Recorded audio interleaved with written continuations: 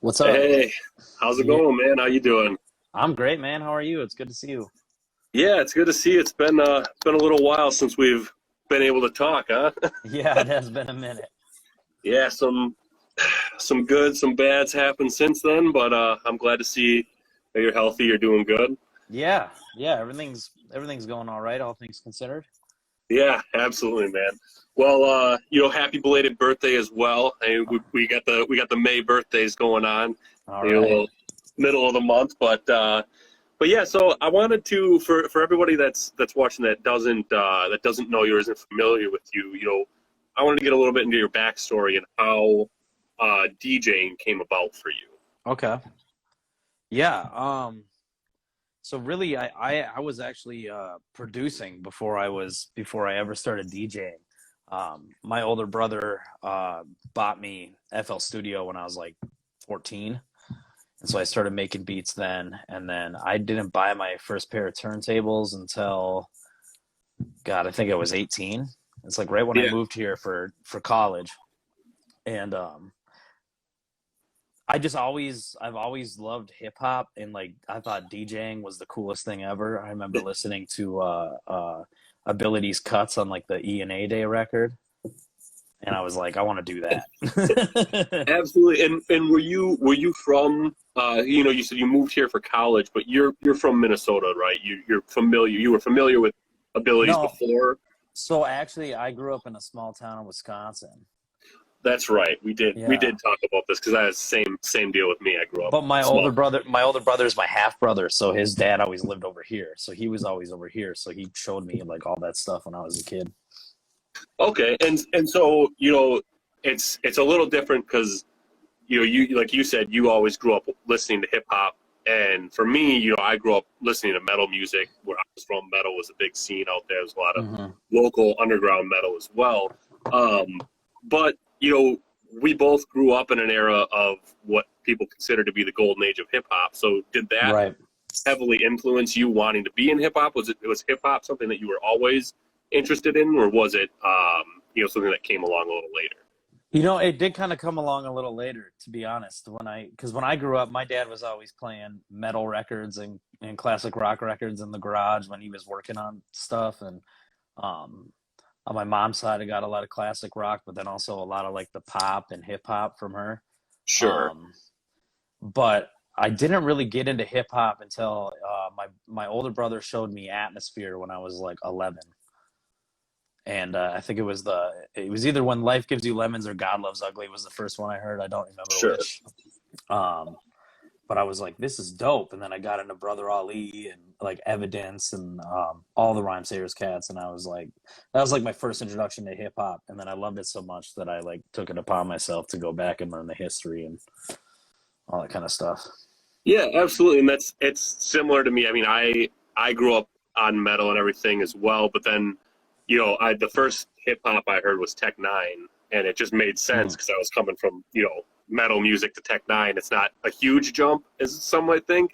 But then when I got to college, I heard Atmosphere was the first like hip hop outside of Tech Nine that I'd heard, and yeah, I did the same thing. I started listening to Brother Ali after Evidence. Mm-hmm. Like it all just was incredible, and alongside that, Minneapolis has a lot of underground kind of legends in producing and DJs. You got Mm-hmm. you got Fundo, you got Wonka, there's Shay Martin, all these people, and Mm-hmm. even D Mill, what D Mill's been doing, and Yeah, he's Native been Son, around for a minute. A lot of people like don't know that.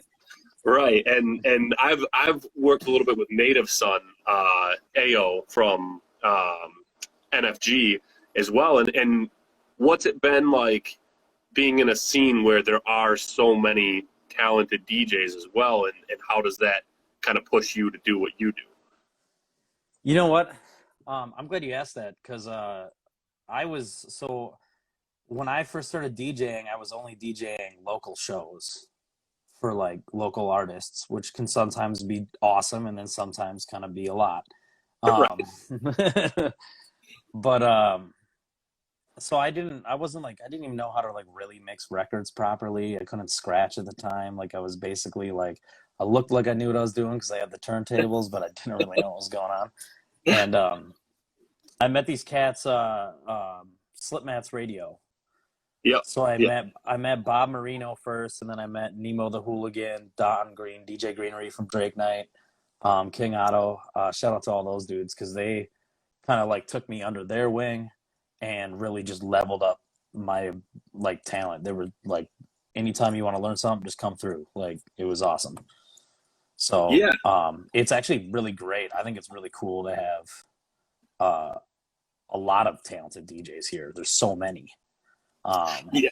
Yeah. Because I learned by watching people do it and then trying to do it myself. So I love going out watching other DJs play because it's like I get to learn something every time. Yeah, and it's huge, and I think it's funny you bring up Slipmats because I knew about them for a long time before knowing they were actually a radio station, because I saw a bunch of people with their socks, Oh and yeah. and so like I had always seen like Slipmats, but I didn't know what it was, and then I finally met I forgot what his name was, but I met him at Pimentos for a concert a couple years back. Okay. Um, and he was giving out these slip mat socks, and I was like, what are they? And he was like, oh yeah, it's a radio station. I was like, oh, that makes way more sense. I'm like, I had no idea what it was. Yeah, they started out with like three or four of them, and it was just an internet radio thing. So that's where the radio part comes from in the name. But now it's just like a crew. I think they're like 18, 19 people deep, all Oh really? turntablists. Yeah. That's So pretty crazy. yeah. That's awesome. And so talking about going back to talking about working with local artists,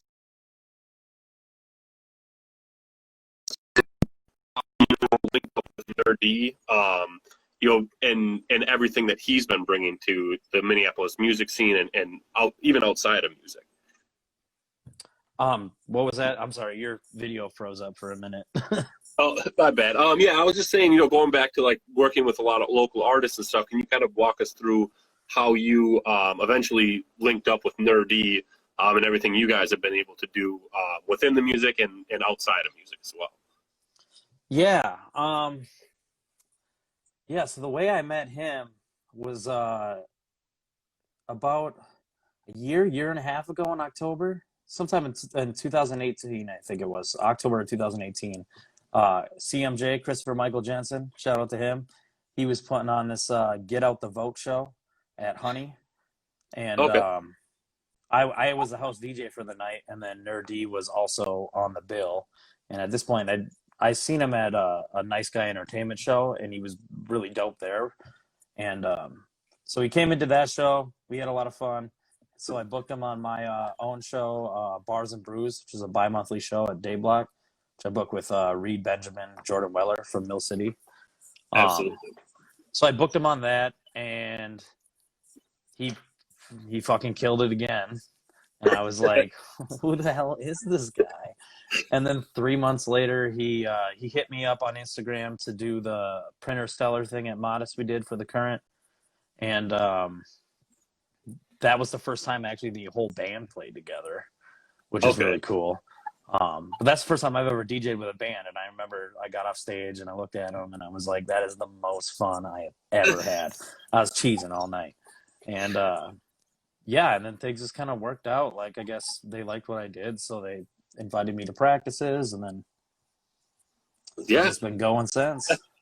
Yeah, absolutely. And it's cool how things kind of, I've said this a lot on here, but the way that things work out, that you just happen to be in the right spot or you happen to catch somebody at the right time. Mm-hmm. Even when I first saw him, which was only recently when you guys opened up for Greaves, and he's got that like eye catching. You just sit and tune in. And then did you guys also work on a project together? And that was your first work with him, or had you just been doing the DJing side of it? Just the DJing. I didn't produce anything on Okay. any of the music he's released so far. Okay. We got some stuff that might be coming up soon that I've done, but we've really started working together a lot during the quarantine because there's like no studio to go to and all that kind of stuff. So Right.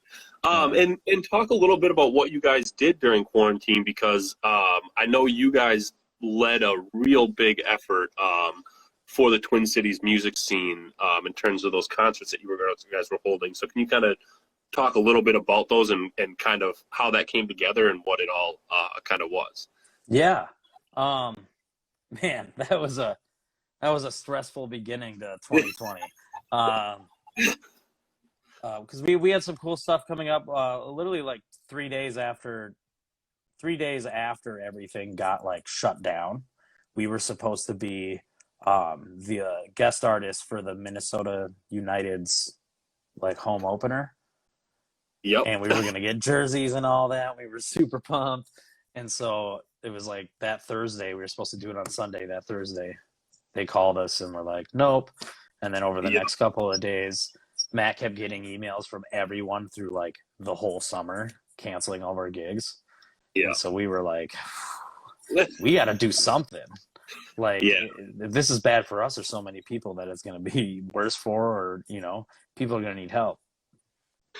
And so I think within like 6 hours, we booked like those first 5 live streams. For that, because that whole first week we did like 5 or 6.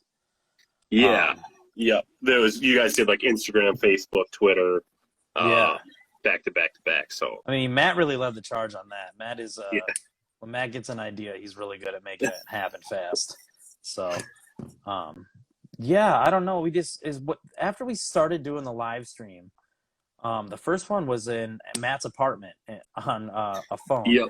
and we had a whole bunch of. I think we had like 10 artists, 10 local people that we liked and like wanted to rock with, that came through, and we raised a bunch of money that night. We were able to pay every artist for being there. It was really cool. And so then we started really getting into the tech side of it and started focusing on how can we run our sound right into it? How can we have the best sound and the best visual? So it just kind of became something that we were curious about. And so we kept doing it because we wanted to get better at it. Yeah. Yeah. And it's really cool. I mean, it's one of those things that, one of the big reasons why I latched on to your guys' energy and always wanted to work with you guys too is that, it's one thing to be like, oh shit, everything's coming down around us. Like, what do we do? It's a whole nother thing to be like, oh shit, everything's coming down around us. How do we help everybody else? So Yeah. like, it's crazy to see, especially how fast you guys like brought it all together and really took off with that. So, then what I want to do next is kind of just jump into the heart of what this is just quarantine questions. So we have some kind of short answer questions that we ask everybody about. So first one I have for you, kind of a lob up here, but what artist have you been listening to the most during quarantine? Oh, God. That's a hard one. I always listen to a wide array of music. I'm gonna call it a tie. Probably Griselda, because I knew. Hang on, I think we cut out a second here. Are you back in here? Okay. Am I there? Yep, we got you back. Really, Griselda. That record is amazing, and then the new Royce to 5'9", that Allegory record is the shit. Absolutely. Yeah, and there's been a lot of great music with Run the Jewels 4 coming out just recently, which is always great. Too. Yeah, it's odd not hearing a Danny Brown Run the Jewels collab on this round when we had RTJ3 had it and then Danny Brown's had it. So I was hoping I'm going to get a little more Danny, but I thought for sure they would, but I know. The record turned out amazing regardless. Right. It was fantastic. That's something I would love to just see all three of those guys go on and do as much music as they can together. I love that combination. They should just have Danny Brown join Run the Jewels. He's got that energy too. That's he's got crazy energy. So so this is one of my favorite questions to ask because even before quarantine, I was kind of a, I've lived alone for like 4 years. I've always, came home to decompress, but I've also noticed after living alone for so long that, I tend to do kind of odd things, whether it's like I'll be singing and I'll make weird faces or like do this. So like during quarantine, you tend to be alone a lot more. So Mm. has there been anything that you've caught yourself like doing that you thought like that was weird? Like I need to catch myself and not do that again. um, well, I live alone too, so I feel your pain. It's always been great until you have to sit in your house for 3 months. Yeah. Um, the weirdest thing, I don't know. That's a, you know what? I've just been eating a lot of garbage food. Yeah. That's something. That's like every day I'm just like, I really ate all that. Like, I guess Absolutely, that's the man. weirdest thing. I don't know. I don't have like weird behaviors, I guess.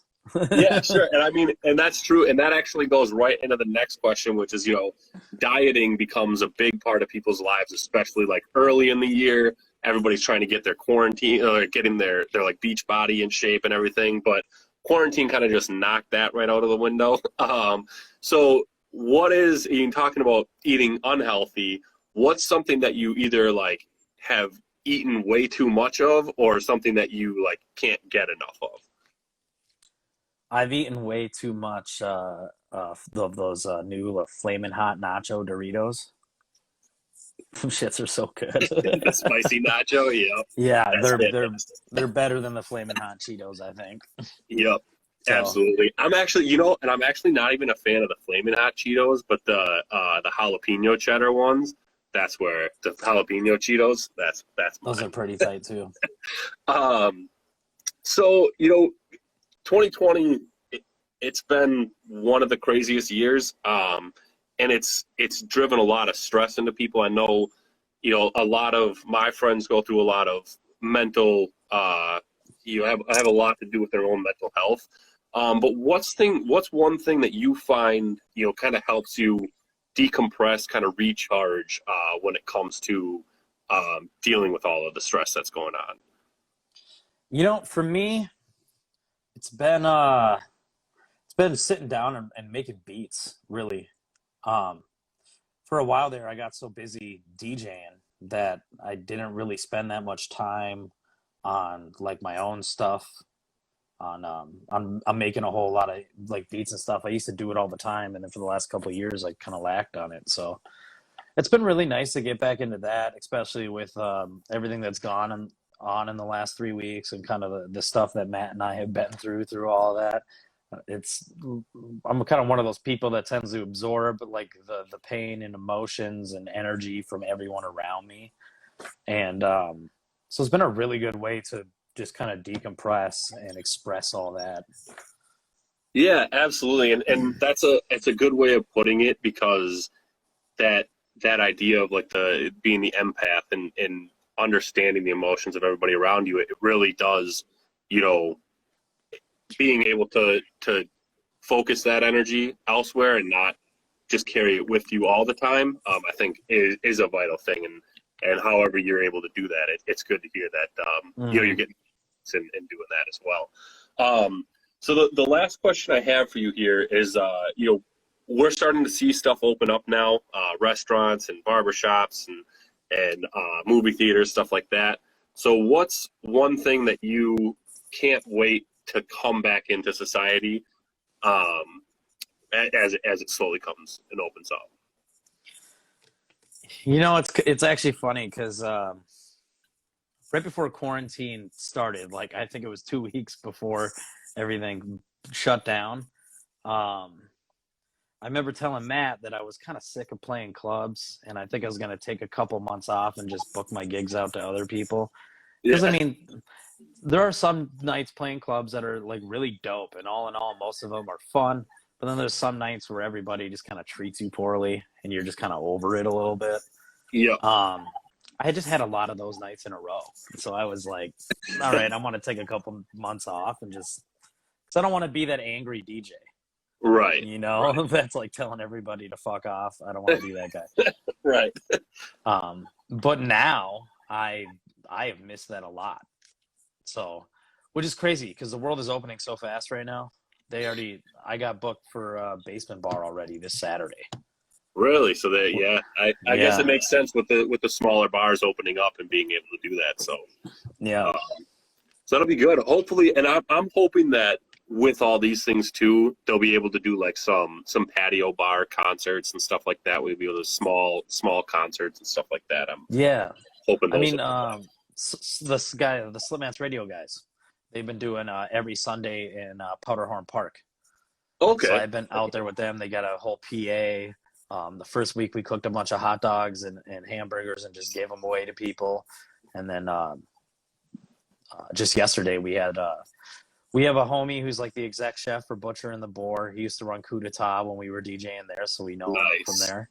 And he brought a crew out and they cooked up a bunch of jambalaya and brats and stuff. And it's just been a Absolutely. block party, so everybody should check that out for sure. Absolutely. Yeah. So you said that's every Sunday they're doing that? Yeah, every Sunday they've just been going out there, hanging out, having fun. Awesome.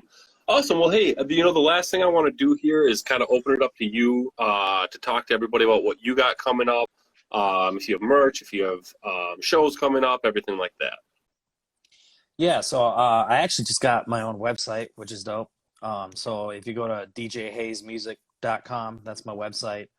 I got a couple things in the works right now. I've been working on a lot of kind of solo stuff for me, like posse cuts with my production and stuff with a bunch of my favorite artists. So Sure. I'm gonna have a couple of those coming out in July, and then I'm gonna have a beat tape coming out the first week of July as well. Awesome. Awesome, man. Well, hey, and if you want to send us over a link to the website, we'll go ahead and throw that into the YouTube video here as well. For sure. But I do want to just say thank you for checking in with us. It's dope to see you again. Yeah, thanks for having me. Hopefully, yeah, hopefully pretty soon here we'll be able to link up in person and Yeah. enjoy some music again. Yep, that's all I want. All right, man. Well, hey, have a good night. You too, man.